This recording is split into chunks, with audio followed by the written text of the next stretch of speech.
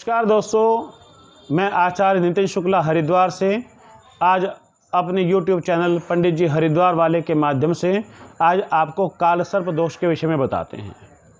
मित्रों, जब जन्म कुंडली में राहु और केतु के मध्य में सभी ग्रह आ जाते हैं तो उसको सर्प दोष, काल सर्प दोष की संज्ञा दी गई है। काल का अर्थ है मृत्यु। मृत्यु के समान जिसमें कष्ट मिले उसको काल सर्प दोष कहते हैं। राहु सर्प का मुख है और केतु सर्प की पूंछ है। इन राहु और केतु के मध्य में सभी ग्रहों का होना ये सर्प दोष का सूचक है। महर्षि पाराशर जी, बादरायण जी, मणित्थ जी, ये जितने भी महर्षि हुए हैं ये इस सर्प दोष के विषय में ज्योतिषीय गणना के अनुसार बताते हैं। अब प्रश्न ये उठता है कि सर्प दोष, ये काल सर्प दोष का प्रभाव क्या है। मित्रों, हमारे जीवन में होने वाले संघर्ष का ये सूचक है। क्या क्या होता है? जब स्वप्न में सर्प का दिखाई देना, अधिकतर सर्प दिखाई देते हैं। किसी किसी जातक को पानी से भय होता है, वंश वृद्धि नहीं होना, संतान का न होना या उसमें विघ्न बाधाएं पैदा होना या गर्भपात हो जाना।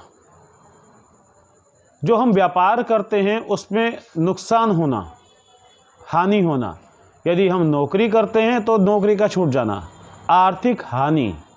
जितनी हम मेहनत करते हैं उसके अनुसार जब फल नहीं मिलता, जैसे हम आशा करते हैं वो आशा के अनुरूप हमें निराशा ही हाथ लगती है। और हमारा जो गृहस्थ जीवन है उसमें किसी भी प्रकार का कलह है, गृहस्थ जीवन सुखी ना होना,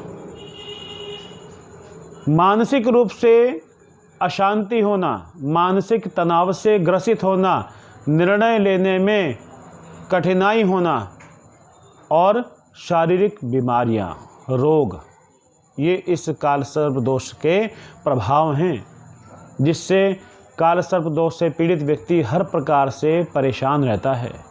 शारीरिक, आर्थिक और मानसिक उसको हानि होने लगती है, हर प्रकार से वह परेशान रहता है। काल सर्प दोष मित्रों 12 प्रकार का होता है, क्योंकि कुंडली में 12 खाने होते हैं तो राहु जहाँ जहाँ बैठता है वो अलग अलग प्रकार का दोष होता है। 12 प्रकार का दोष बताया है, जैसे अनंत नामक दोष, कुलिक, वासुकी, शंखपाल, पद्म नामक, महापद्म, तक्षक, कर्कोटक, शंखचूड़, घातक, विषधर और शेषनाग। ये 12 प्रकार के काल सर्प दोष हमारे शास्त्रों में बताए हैं। मित्रों, काल सर्प दोष के विषय में क्या कहें, हर प्रकार से प्राणी दुखी रहता है। और ऐसा नहीं है कि ये काल सर्प दोष का प्रभाव बुरा ही होता है, अच्छा भी होता है। जवाहरलाल नेहरू, इंदिरा गांधी आदि जितने भी अधिकतर जो बड़ी हस्तियां हुई जिन्होंने नाम रोशन किया है, वे काल सर्प दोष से ही, उनकी कुंडली में काल सर्प दोष भी था। ये अच्छा भी होता है और दुष्प्रभाव भी होता है। अब हम यदि इससे पीड़ित हैं या किसी जातक के कुंडली में काल सर्प दोष है तो उसको क्या करना चाहिए? काल सर्प दोष की शांति करानी चाहिए। मुख्यतः इसमें महामृत्युंजय के जाप होते हैं, क्योंकि राहु और केतु के द्वारा ही ये निर्मित होता है, तो राहु और केतु के जाप इसमें कराए जाते हैं तथा नाग गायत्री के जप इसमें होते हैं। इन मंत्रों के जाप होने के बाद काल सर्प दोष की पूजा की जाती है, यज्ञ किया जाता है, यज्ञ का दशांश तर्पण किया जाता है, तर्पण का दशांश मार्जन किया जाता है, तब ये विधान पूरा होता है। और फिर जो कलशों का जल है उनके द्वारा जो है जातक को स्नान कराया जाता है और सर्प का विसर्जन करा जाता है। ये विधि 5 दिन की होती है, 7 दिन की होती है या 3 दिन की भी की जाती है। अब मित्रों, हमारे धर्म में कहा है दोष भी हैं, इनकी शांति भी है, लेकिन किसी की सामर्थ्य है, किसी की नहीं भी होती। हर प्रकार का मनुष्य होता है। तो जो सामर्थ्यवान हो वह ये सब प्रक्रिया करवा सकते हैं, लेकिन जिनमें सामर्थ्य ना हो तो उनके लिए भी उपाय हैं। क्या उपाय हैं? सरल आसान उपाय हैं काल सर्प दोष की शांति के लिए। उपाय है कि वट वृक्ष, बड़ का जो पेड़ होता है उसकी परिक्रमा ले।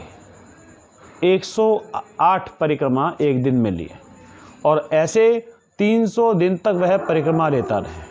यानी प्रतिदिन 108 परिक्रमा बड़ के पेड़ की जातक को लेनी चाहिए और ऐसे कर कर जो है 28,000 परिक्रमा हो जाएंगी।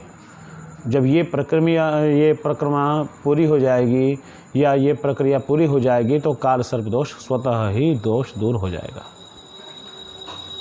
दूसरा उपाय है शिव जी की आराधना। सर्प को भगवान ने गले में धारण कर रखा है, तो शिव जी की यदि हम आराधना करते हैं, शिव जी की पूजा अर्चना करते हैं, उन पर दूध जल आदि चढ़ाते हैं, उनके विविध मंत्रों से उनका जप करते हैं, भगवान की शिव जी की आराधना करते हैं, भक्ति करते हैं, तब भी काल सर्प दोष प्रभावित नहीं होता। वह कष्ट मिलने वाले दूर हो जाते हैं क्योंकि शिव जी की कृपा उस भक्त को प्राप्त हो जाती है। तीसरा उपाय है कि किसी शिवालय में जाकर, जहाँ पर शिवलिंग के ऊपर सर्प ना हो, वहाँ पर तांबे का सर्प भगवान शिव जी को समर्पित करके आए। लेकिन ये प्रक्रिया करते हुए ध्यान दें कि ये एक तो ब्रह्म मुहूर्त में करें, सूर्य उदय से पहले करें और मंदिर में कोई ना हो।